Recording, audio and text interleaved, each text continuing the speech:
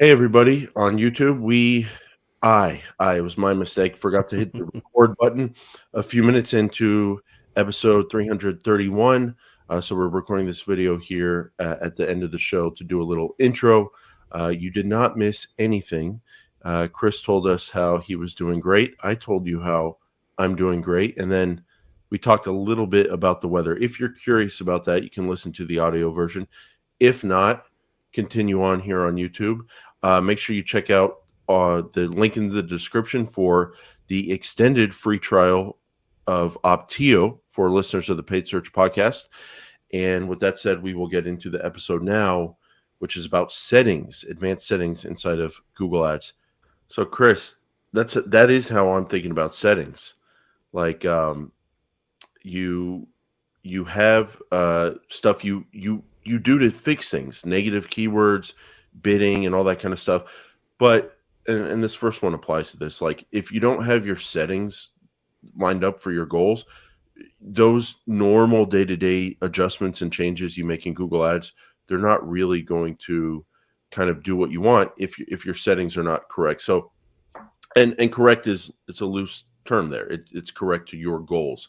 Yeah. So with that said, let's start off by talking about the secret settings inside of Google Ads. We're going to start off by talking about turning on or off mobile apps in display campaigns. So what do you mean by this? Yeah. So if you're running a remarketing campaign or a display campaign, anything that's going to show on the Google Display Network, and you look at where your placements are showing, there is no way you have not seen multiple, if not hundreds, of mobile apps where you're getting impressions and clicks. Okay. I have had plenty of campaigns where there's been successful push on mobile apps. Works great for some campaigns, but other campaigns, it absolutely dominates the amount of spend and the client gets nothing out of it and it's not useful. So there's a setting.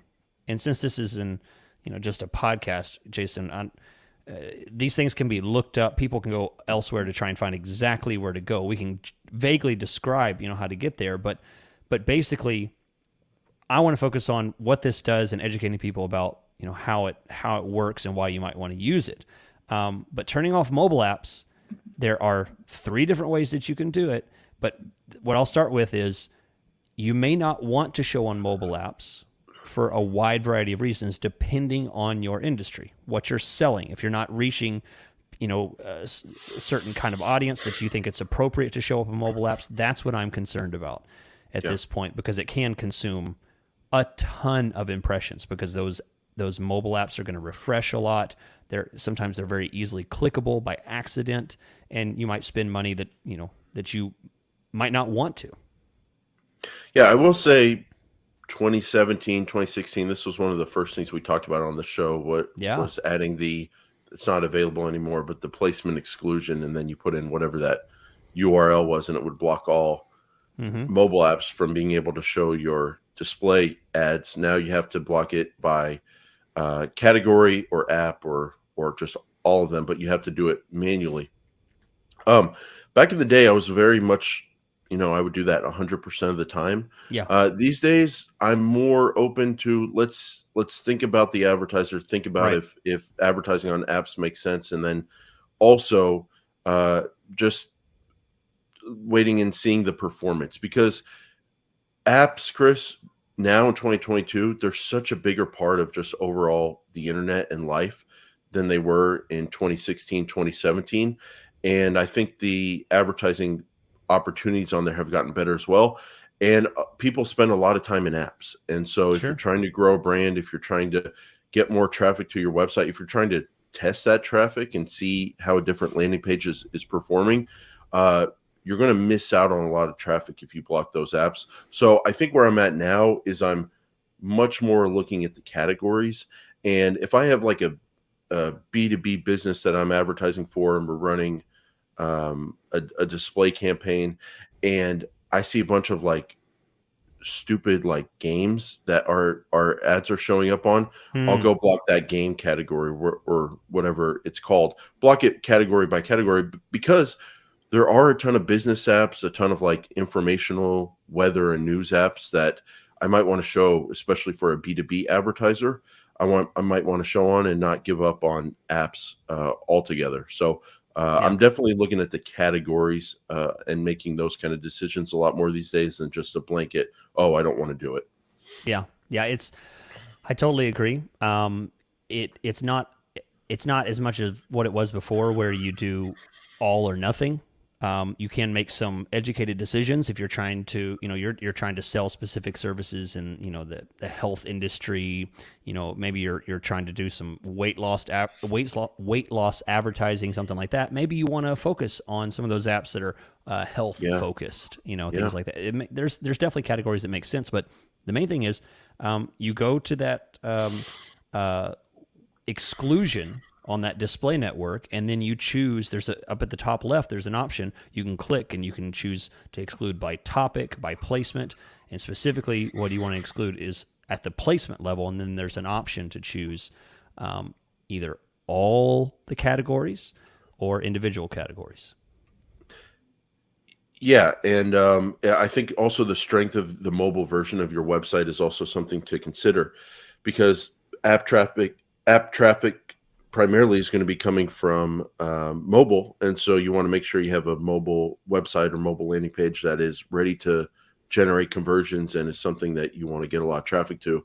Yeah. If not, then one way to try to get more desktop traffic is to turn off those apps. So, like we were saying at the top of the show, it's just good to know your options, because there are a lot of options in terms of if you show up on apps overall or which types of apps you show up on, and we'll leave it at that. So this next setting here, Chris, is the one I think a lot of people don't know about yet.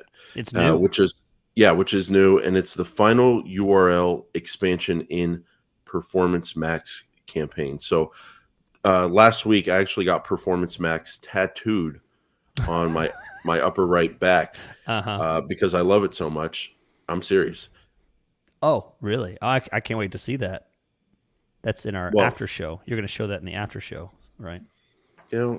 Screw these jokes. What am I going to joke? I don't know how that's going to be taken. Like, I really do love Performance Max, and so I know some people are snarky about it. Yeah, I definitely am not. I'm not as much of a fan. I feel like we might even do a discussion about love and hate Performance Max. Because I feel like that. It feels like the Google Ads world is a bit fractured, and it's not fractured. It's not fractured. There's me who loves Performance Max, and there's everybody else. And who else is saying they love it? Like the little nerds that they don't like it. Oh yeah, that's true. I'm a little nerd. Yeah. I'm with it. I'm with the nerds.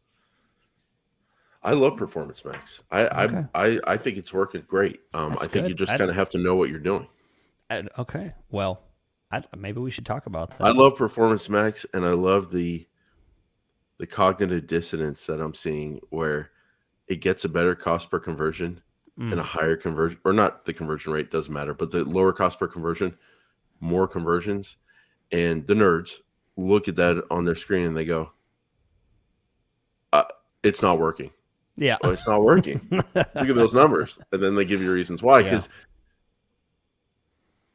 it's very, Chris, we could go so deep on it. It's so many things are happening, but we're just gonna start it a little bit. Start the conversation. Yeah, we'll start the conversation over many weeks, because I love and we might differ on whether or not to leave this setting on. Yeah. Let's talk about the final URL expansion.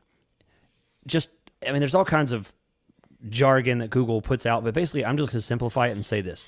It allows for more leniency on what Google can do on the account. Not only can they reach out and show whatever, your ads on whatever network using whatever assets you have, they now can change assets. They can change different targets. Okay, well, hold on. Let's start with the final URL aspect of it.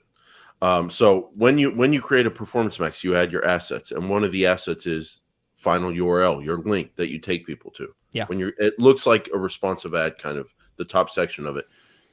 What page do you want to take people to? You punch in your link. Then you go back to the settings, and there's a settings final URL expansion.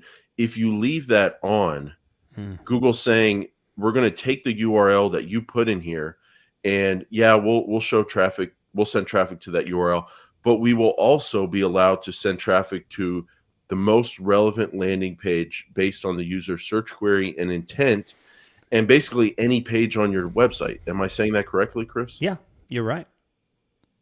That's very open. It is. Yeah. It's a lot. It's a lot of trust. And so that's what final URL expansion is. Not just the final URL you punched in, but they can take your traffic to any page on your website. You do have the option to exclude individual pages that you don't want traffic to be sent to if you leave this on. But with that said, Chris, if you leave final URL expansion on, there's other things they can do. So why don't you go into those? Yeah. So if you leave it on, they can. I mean, this is one thing that bugs me about Performance Max. I mean, the language, it's kind of obscure, but I'll read what it says. Reach more customers, matching your business through new relevant queries that may not serve through your regular campaigns. Okay. And then increase ad performance through more relevant ads with dynamic headlines, descriptions, and assets. So they may find certain headlines they like on your website, certain things that have worked for other companies, certain things that the algorithm, just uses, it kind of generates something. Well, we don't know. We don't know if it's just stuff on your website or what they see in the industry. Who knows? Yeah. Same thing with the assets. We don't know if it's assets from your social media, from your website, right, or also potentially stock images. We don't know because it doesn't say. Yeah. So if you don't know that that's there and you've set up a Performance Max, you are definitely allowing quite a bit of leniency in the final URL expansion. A little soon to say, whether we like it, love it, but just be aware that setting's there. For me, I love it. Wow. That tattoo. Yeah, tattoos don't come off easily. So I love it, Chris. Okay. Great. But I am Performance Max. Oh, Mr. No, I love it, Chris. Did you get P Max or Performance Max? Performance Max. Okay, Performance that's Max, a good choice. P Max would have been. Yeah, it would have been regretful. Yeah. So no, Chris. But this, I mean, we're having a little great debate right now on a mini great debate on Performance Max, which is we'll do that another time. But yeah. What we're doing is we're taking away in our conversation from how drastic this setting is that we just talked about, like how consequential it is. Yeah, it's a big deal. It's basically the difference between a standard search campaign and a dynamic search campaign. If you know the difference between I would argue it goes beyond dynamic. Yes, it's inspired by dynamic. True. I would say, looking back at dynamic, it was the precursor to this Performance Max, and I was never that interested in dynamic at all. But I find myself more interested these days knowing what I know about Performance Max. So it's definitely an evolution based on the dynamic, but I mean, dynamic headlines, descriptions, and assets, and on relevant queries, new relevant queries that may not serve on your regular campaigns. I mean, that is and I think what that means is you might have a service page that you're not advertising for that topic in your regular search campaigns, but they look at that service page and they go, "Oh, we can get you traffic for people that are interested in this service." Yeah. For keywords you don't even know about yet. So didn't even think about. Yeah. Sure. Yeah. Now, what I would love is I would just love some more reporting data. That would be amazing, because then we can take that and then we can go do some manual things on top of that and go, "Oh, this service gets these kind of searches. We didn't know about those searches. Let's go do a search campaign for that." And it could be win-win because it's more money spent on a search campaign and more leads for the advertiser. So more reporting data definitely needed. So one thing about Performance Max, Chris, is conversions have never been as important as they are if you're going to run Performance Max. That to me is that's your quality control over Performance Max. That's how you really control the performance. There's an advanced conversion setting we'll be talking about later on. But let's move on, Chris, to auto apply recommendation. So this is on the recommendations tab. Yes. And if you look over on the right side of that page, there's an auto apply. Right. So why don't Little you break tiny. down what this Yeah. setting is? Also very Little. consequential. Yeah.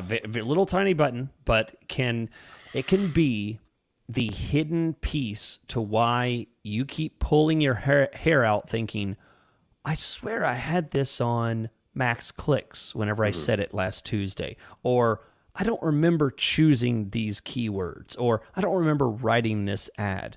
This recommendation auto apply setting will apply recommendations that are in your recommendations screen automatically to your account. So Yeah. there's a long checklist. Everything from changing the ad rotation to creating its Google's own responsive search ads, to adding in the search partners, to upgrading, and they say upgrade your existing keywords to broad match.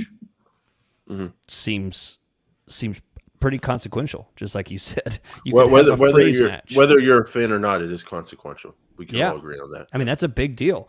To changing your bidding strategy, there is a long list of things that it can do, and if you have any of these checked in your recommendation auto apply screen, this is the reason why things may be different than you remember, because these are things that are specifically shown to be allowed for Google to change without notifying you. Definitely it's definitely a very important setting that could be making changes every week, 2 weeks, something like that. Yeah, and Chris, I am a machine whisperer. I am making an alliance with the machines as AI becomes more powerful and things happen suddenly and not gradually, both in marketing but other areas of my life as well, like investing. AI is coming, Chris. That's why I am a fan of Performance Max. I am running way more broad keywords these days than in the past. However, this is my line: the auto apply recommendations. Yeah, I don't like those because it's just like I don't like someone else managing my account when I'm managing it. Too many chefs in the kitchen. More than one is too many in Google Ads. Yep. I agree. And I find it when this is on, it messes me up because it's not talking to me. We're not collaborating. It just does it. And then I'm like, whoa, why did we get this traffic today? And then you're running in circles going, how this happen? And then finally you remember, oh, autoplay is on.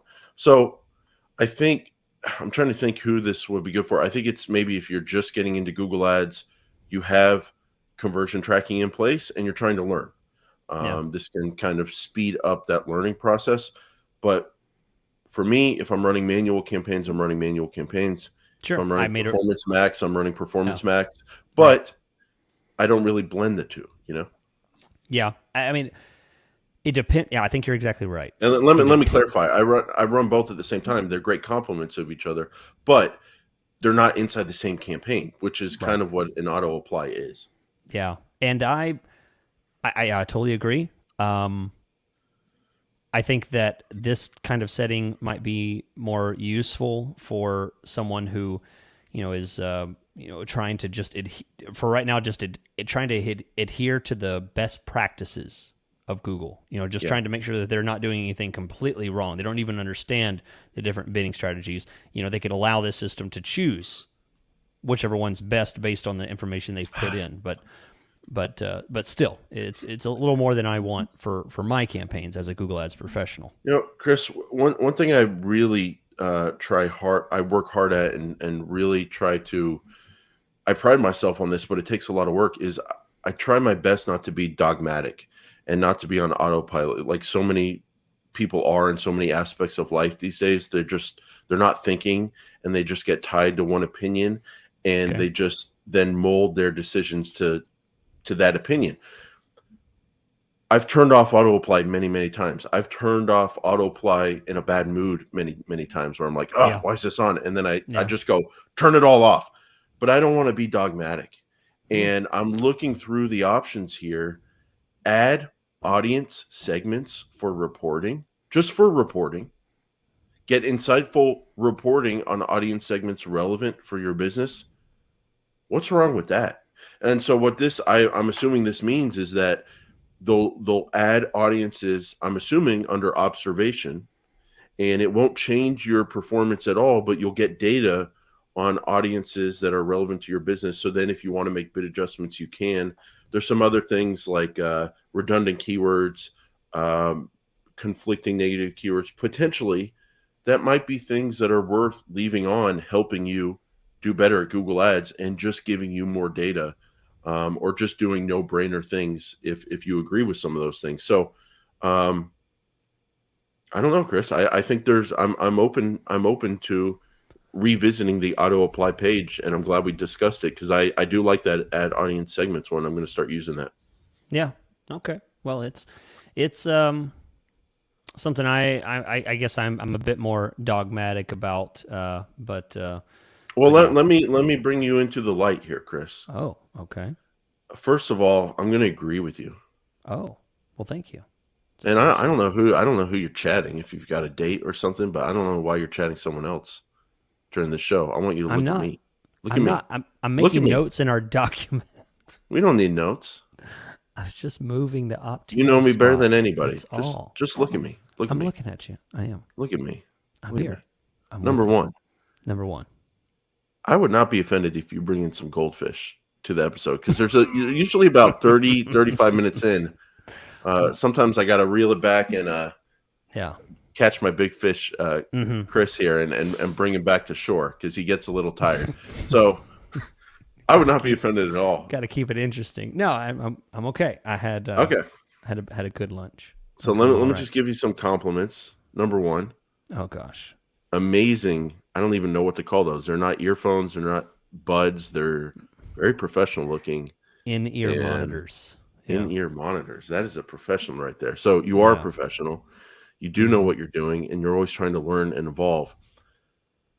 And I agree with you. I've not been a fan of auto apply in the past. However, I just want you to read this with me. Okay. Add audience segments for reporting. Get insightful reporting on audience segments relevant for you. But then you said you don't want to do it. Let's do it together, Chris. No, That's a good one. It's fine. I've seen it, and what it does is it adds a whole bunch of like smaller audience segments. It usually adds 3, 4, 5, maybe 6, 7. And we're talking in the market for, interested in. Yeah, the kind of stuff that you might not think of. And I agree. But I'm not going to go into a whole bunch of my accounts and start adding that one thing. I'm not going to do it. Because in the end, these small segments provide a very small amount of traffic. It's not going to be consequential to my management. So, I don't get excited about it. All right. Well, we're not going to be dogmatic. We're going to come into the light. But I will say this is a perfect balance because I think you had your honeymoon inside a search terms report. Because you love the search terms report, as do I. But what I like about that line of thinking, Chris, and that just where I'm never going to part with it, and I'm not going to get distracted by these shiny objects, is that it's true. The performance does come from the searches. That's where the performance comes from. So you have to focus on that and not get distracted. So I think we've struck a good balance. Okay, good. Yeah, I'm glad you feel better. All right, so let's check your notes. So we have another settings here. Add suggestions automatically added to campaign. So Chris, even myself, I was thinking, wait, didn't we just talk about recommendations? No, but this is something different. Separate. So why don't you talk about what add suggestions are? Yeah, so Google will create ads using content on your website, keywords that you have, using headlines from ads that you already have, and it'll create these ad suggestions, suggestions, ad. And these suggestions will just sit there in your account, never to be applied, just awaiting you to approve them. There is an ad suggestion option in Google Ads so that you can tell it, do not apply these suggested ad updates to my account. This is the most hidden I have seen anywhere. Jason, the only place that I can find where you can remove this auto ad suggestion is in the My Client Center manager account. Under the sub account settings, you highlight one of your accounts that you're managing, Wow. and then there's a edit ad suggestion settings that you can go to, and you can opt out in bulk to all of your accounts and say, do not allow ads to be automatically added to this account. That's the only place I can find it. It is not in the UI, the standard account UI, anywhere else. It's at the MCC, the manager account level. And it's not that, I mean, it's not nearly as important to me. That's why it's number 4 on the list here. It's not nearly as consequential, but It sounds consequential. I mean, a new ad, so what? It's not necessarily going to pick a new final URL. I haven't found that it's done that, but it Right. will pick different headlines. And some of those AI written headlines and ads are kind of repetitive. They're a little dry. They're not really creative. They're just Well, using it can cause recycled elements. drama between the manager and their client as well. Because Yeah. if they've told you to put something in the ads and then they see a different ad, I must have turned it off at the manager account level a long time ago, because I don't recall in recent history getting a notification about auto ads being created. And I do remember something about turning it off at the overall level. So I don't see this going on for my accounts. I'd be curious how much it does go on when that setting is on. It is every account that it has not been turned on, or every account, any brand new account that's created, or any account that I get added to my MCC that I did not already have. 90% of the time, it's going to be turned on.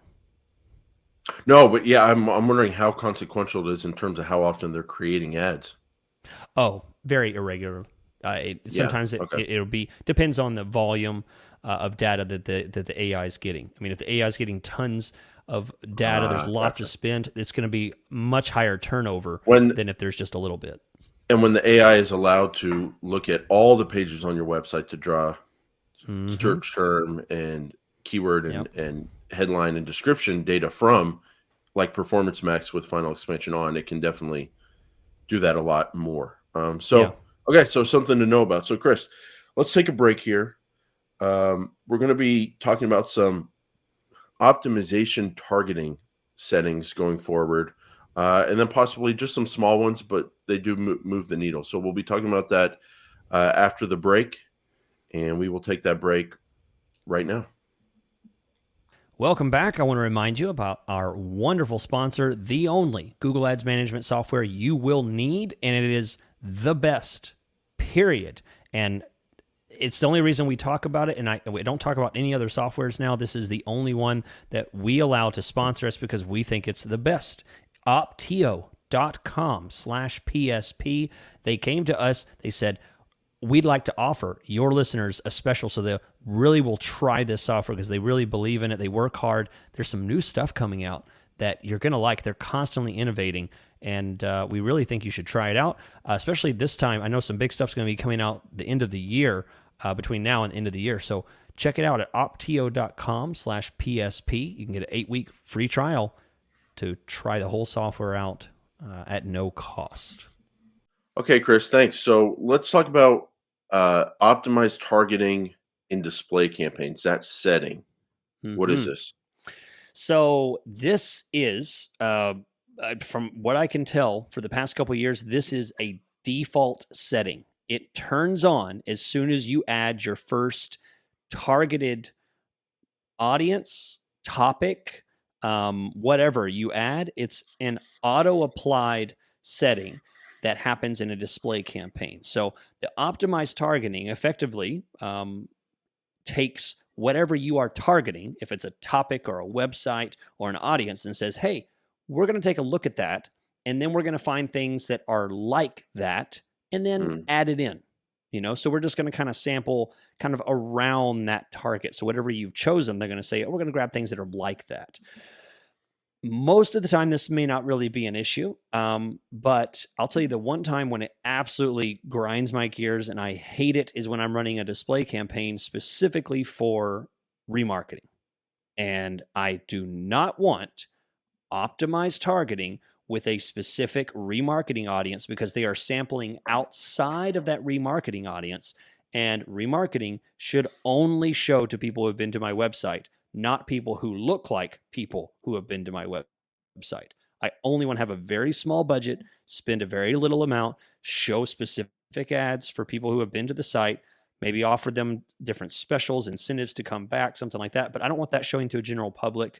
And there's no way to tone down or turn up the optimized targeting. It just kind of runs on its own. And it's just a tiny little checkbox in the ad group settings, or maybe it's the campaign settings. I It's can't ad remember group which one it settings. is. I'm looking at it now. Yeah. Yeah. Okay. Yeah. It is. It is.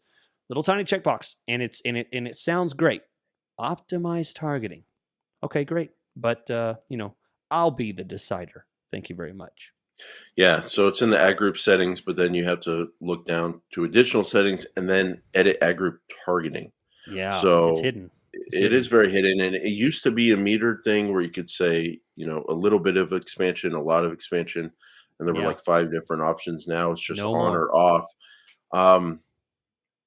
Yeah, I'm in agreement with you on retargeting. When I'm doing a retargeting campaign, I want it to be retargeting, That's it. not people that are similar to my retargeting, because sometimes my retargeting list is 1,000 people and or 200 people, yeah, and the similar amount is 2 million.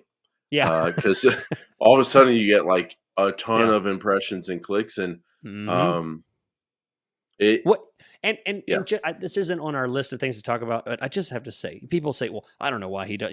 Obviously, it's a great thing that it's people like. Let me explain something that my reasoning on why I don't like optimized targeting for that purpose.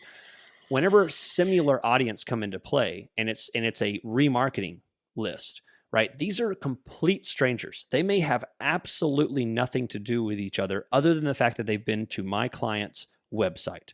Okay. So what are those people going to have in common? They're going to be visiting the same kind of sites. They're going to be going to Gmail, YouTube, stuff like that. Jason, how many other people out there are going to mimic these very obscure, very weird things about, what they have in common? It's going to be the same kind. They're going to be gathering very generic types of generalizations of people, because these people are just scattered around the world, the US, and what they're going to have in common is just basic navigation around the internet kind of stuff. And I don't want to match to that. It's not useful to me. Well, There's no even if common it's connection. better targeting than that, and so you have a hunting and fishing website, and they find people who have an affinity for hunting and fishing, just like your remarketing audience. Still, your remarketing audience is a lot more valuable because they've been on your site.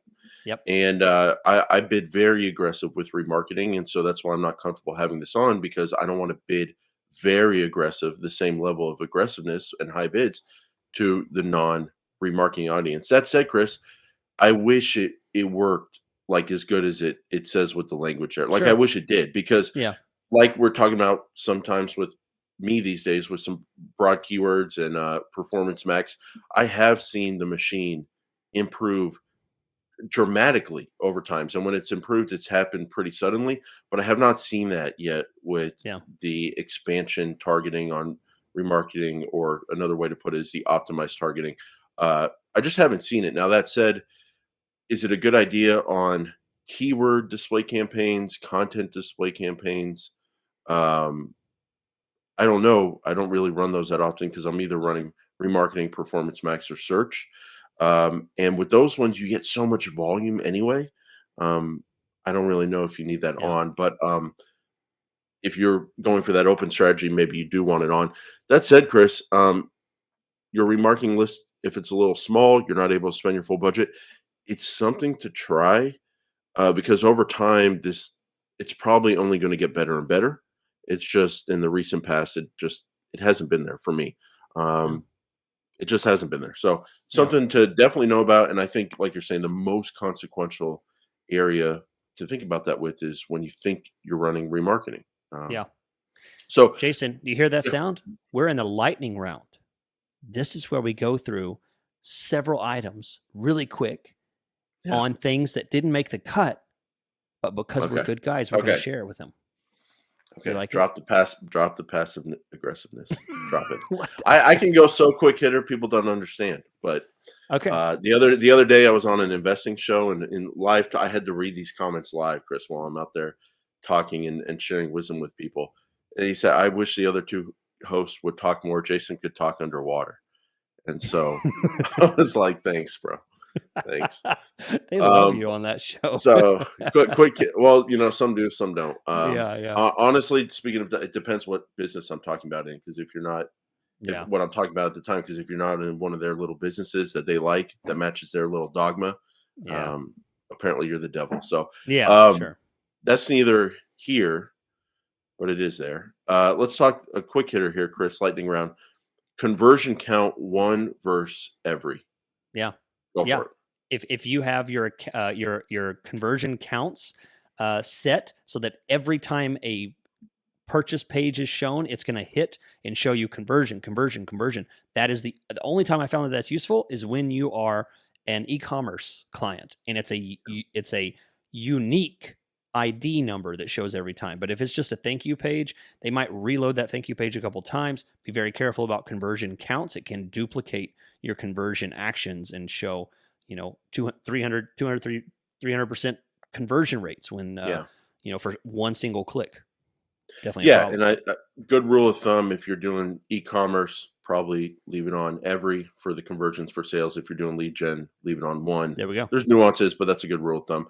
The get directions conversions, Chris, these show up when you're running the location extension as a conversion action. Are you saying there's a way to change them from primary to secondary if you want to? Yeah, you can turn that off. The get directions might be a problem for home service companies that have a location, but nobody's ever going to come to location for a roofing contract. That's not gonna be the case. So yeah, turning off the get directions conversion might be something that would be really good. Something you have to think about and find that. Conversions have never been as important as they are now, feeding the machine the right data. And if you're feeding it data that says, hey, I want conversions, and I'm going to count get directions as my quote lead generation conversions for a home service company, you're not working with the machine the right way.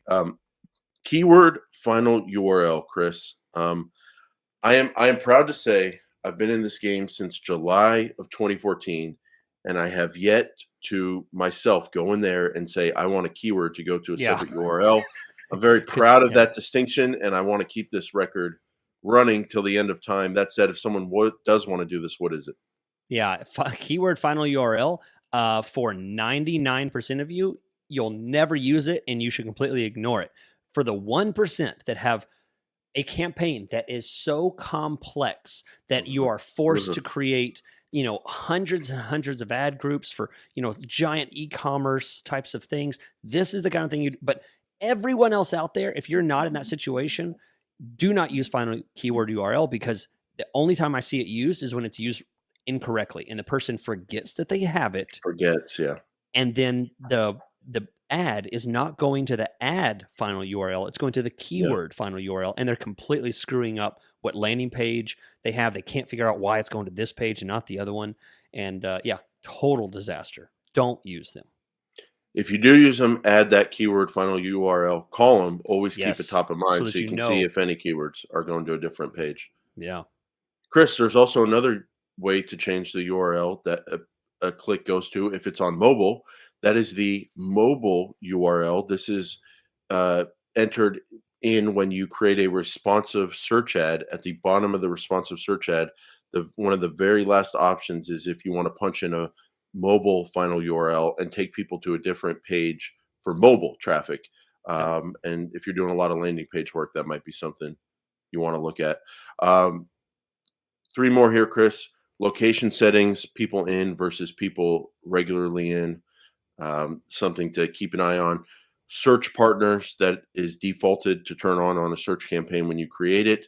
Something to look at. You can segment out that data on the campaign page by network and see how it's performing. Then finally, language. And once again, I'm going to plea that one day we can segment out our data Oh, by language and that would be see wonderful. which languages we're getting traffic from, how they're performing, if you're targeting more than English. And that would just be so beautiful, so Yeah. amazing. And it would be a win win because it would allow advertisers to have confidence to add other languages beyond English. And that would mean more spend and more ad spend and more volume. So let's get that going. I really think it's a win win win. Yep. Absolutely. All right. Ding ding. Lightning round is over. I appreciate you guys sticking around. If you want to hear more about the amazing things that I have to say about Google Ads, you can hire me to join you in a live Google Ads session where we go through your account together. I do an audit of your account, and I guarantee I can help you. I've done hundreds and hundreds of these sessions over the years, and always satisfied customers. Jason. Thanks, Chris. I'm at rothmanppc.com. I offer two things primarily. Number one is I offer Google Ads management, and then number two, I offer gossip about the great Chris Schaefer. So if you want to call me and gossip about Chris, I'm available at rothmanppc.com. Chris, that's what I do. I get these calls. Hey, I saw you from the podcast, and then we just talk trash about you, Chris. And Oh, good. no, I'm kidding. I'm kidding. But yeah, so we'll end it there, and we will see you guys next time. Chris, why don't you play us out? Play us out. Okay.